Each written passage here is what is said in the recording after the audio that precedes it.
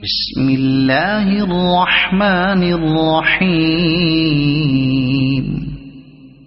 الرحمن علم القرآن خلق الإنسان علمه البيان. الشمس والقمر بحسبان والنجم والشجر يسجدان. والسماء رفعها ووضع الميزان ألا تطغوا في الميزان وأقيموا الوزن بالقسط ولا تخسروا الميزان. والأرض وضعها للأنام فيها فاكهة والنخل ذات الأكمام والحب ذو العصف والريحان. فبأي آلاء ربكما تكذبان. خلق الإنسان من صلصال كالفخار وخلق الجان من مارج من نار. فبأي آلاء ربكما تكذبان. رب المشرقين ورب المغربين. فبأي آلاء ربكما تكذبان. مرج البحرين يلتقيان بينهما برزخ لا يبغيان. فبأي آلاء ربكما تكذبان. يخرج منهما اللؤلؤ والمرجان. فبأي آلاء ربكما تكذبان. وله الجوار المنشآت في البحر كالأعلام. فبأي آلاء ربكما تكذبان. كل من عليها فان ويبقى وجه ربك ذو الجلال والإكرام. فبأي آلاء ربكما تكذبان.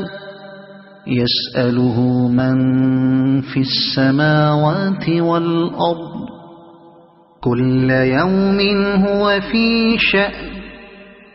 فبأي آلاء ربكما تكذبان. سنفرغ لكم أيها الثقلان. فبأي آلاء ربكما تكذبان. يا معشر الجن والإنس إن استطعتم أن تنفذوا من أقطار السماوات والأرض فانفذوا لا تنفذون إلا بسلطان.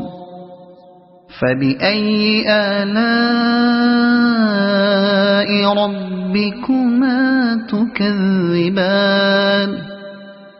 يرسل عليكما شواظ من نار ونحاس فلا تنتصران.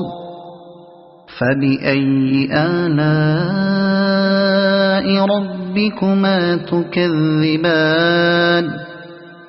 فإذا انشقت السماء فكانت وردة كالدهان فبأي آلاء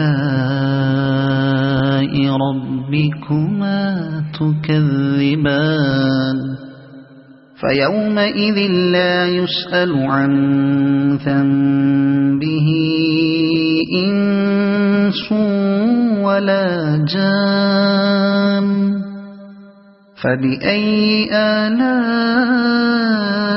ربكما تكذبان يعرف المجرمون بسيماهم فيؤخذ بالنواصي والأقدام فبأي آلاء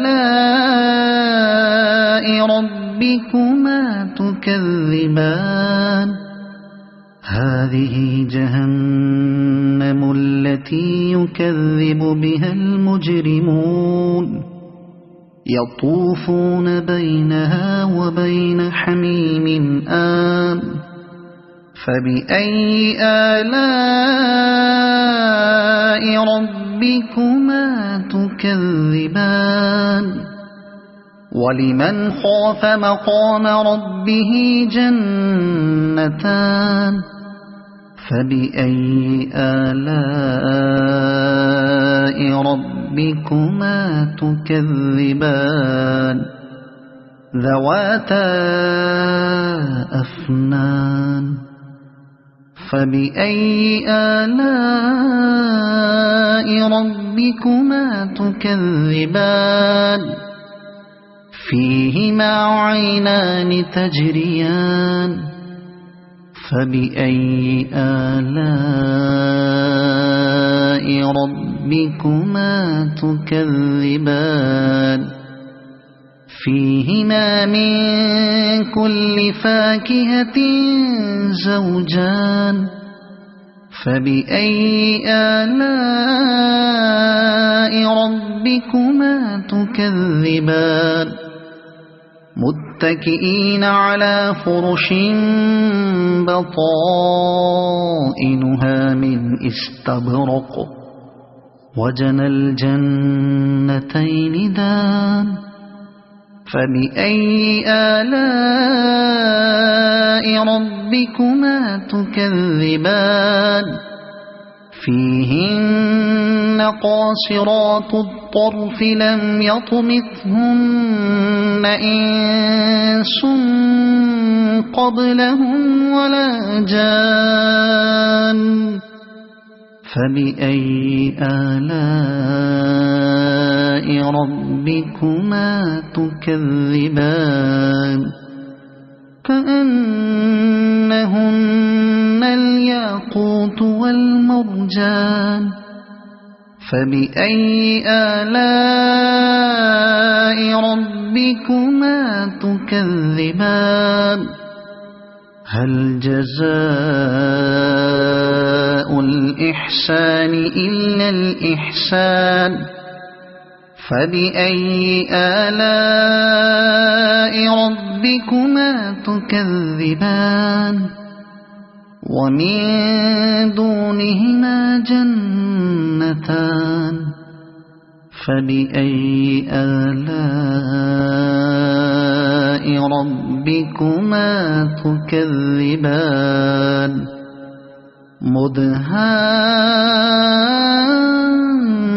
مدهامتان فبأي آلاء ربكما تكذبان فيهما عينان نضاختان فبأي آلاء ربكما تكذبان فيهما فاكهة ونخل ورمان فبأي آلاء ربكما تكذبان فيهن خيرات حسان فبأي آلاء ربكما ربكما تكذبان حور مقصورات في الخيام فبأي آلاء ربكما تكذبان لم يطمثهن إنس قبلهم ولا جان فبأي آلاء ربكما تكذبان متكئين على رفرف خضر وعبقري حسان فبأي آلاء